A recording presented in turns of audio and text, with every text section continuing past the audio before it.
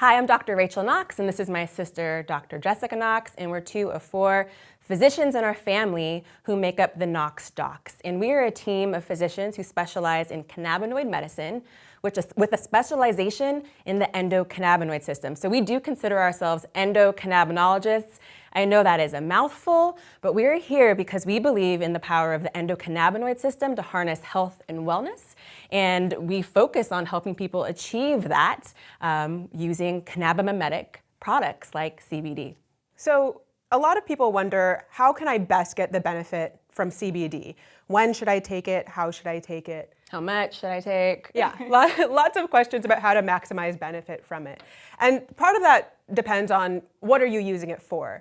So we actually really like CBD as part of your wellness routine. And if that's why you're using CBD, then really you can take it at any time of the day, and whether that's morning, noon, night, as long as it's something that's working into your routine so that it becomes part of that routine so you can benefit from it on a daily basis. Yeah, and a good general serving size for wellness is around 20 to 50 milligrams of CBD. The whole idea is to start at low doses and increase slowly over time. I think another important thing to know is that CBD is lipophilic, meaning it likes fats. So it actually dissolves better and sort of more distributes better. Yeah, in a fat-based product like in oil, as opposed to an alcohol-based product where it will sort of like clump. It will clump, and then you have to like really shake your product really well to make sure you're getting CBD. But if it's in an oil-based product, it'll be distributed nicely in there, and you can just sort of take that and feel confident that you're getting CBD in the serving size that you're using. Yeah, so certainly there aren't any restrictions to taking CBD on an empty stomach or on a full stomach. You can take it when it makes sense for you, but keep in mind that CBD, like Dr. Jessica said, is lipophilic. It likes fat. So if you consume it with fat, you'll probably increase the bioavailability, meaning the absorption into your body.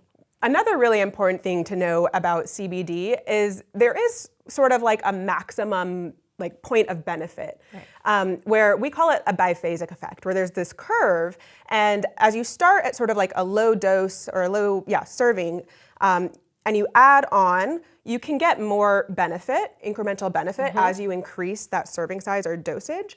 But there's a point at which, beyond this little sweet spot, if you keep adding more, you're starting to lose the benefit. You're going down this other side of the curve, where it's just sort of like, why shoot past this sweet spot? Because now you're sort of wasting resources, and your body's not getting any additional benefit from going over that serving size.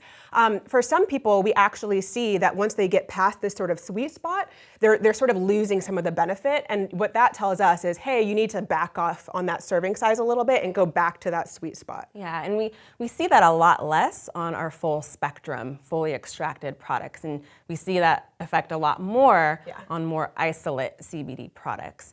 Something else that we often don't talk about, and users and patients don't quite ask enough, is are there any drug-drug interactions? So for consumers or patients who are on a lot of pharmaceuticals, we call that polypharmaceutical, you do have to consider any CBD drug interactions. So CBD is metabolized by the liver along with 25% of our pharmaceutical drugs. That's hundreds of drugs.